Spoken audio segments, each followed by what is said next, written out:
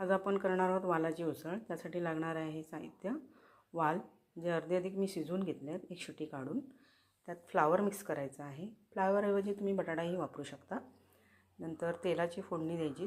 तेल टाकून नंतर मग कांदा त्यात मिक्स करू शकता, टोमॅटो, नंतर लाल तिखट, हळद, थोडंसं मीठ। यासाठी जो मसाला लागणार आहे याप्रमाणे आहे: कांदा आहे, खोबरा आहे, टोमॅटो आहे, आलं, लसूण, दालचिनी, धणे, मसाला वेलची, जावित्री, बडीशेप, लवंग आणि काळी मिरी। हे सगळे साहित्य भाजून घ्यायचं। भाजून झाल्यानंतर त्यामध्ये कोथिंबीर घालून वाटून घ्यायचं मिक्सरला। आता उसळ तयार करूया। आता आपण वाटप भाजून घेऊया। त्यासाठी थोडंसं कढईत तेल घालूया।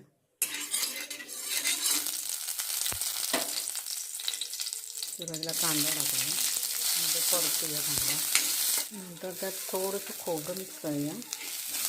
खोबरं चांगलं शेकलं ना, नंतर त्यात टोमॅटो टाकायचा, आलं लसूण पण त्याच्यावर टाकून द्यायचं, चांगलं भाजून घ्यायचं।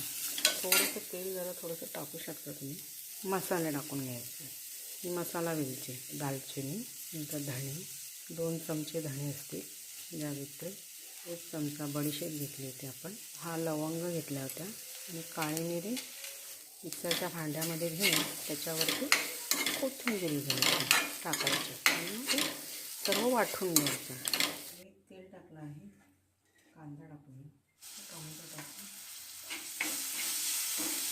थोडासा मसाला टाकून परतून घेऊया। गॅस बारीक करून थोडं शिजू दे। चिमूटभर हळद, फ्लावर टाकूया, टाकूया, थोडंसं झाकण मारून ठेवूया वाफेने। 5 मिनिटानंतर आपण बाजूला करून परतून घेऊया। टाकलेलं वाटप जे आहे ते मिक्स करूया। थोडंसं पाणी टाकूया, तर आपल्याला याची उसळ करायची। झाकण टाकूया। उसळ आपली शिजलेली आहे, तयार आहे गरमागरम वालाची उसळ। चपातीबरोबर खा, नाही तर भातावर खा तरी चालेल।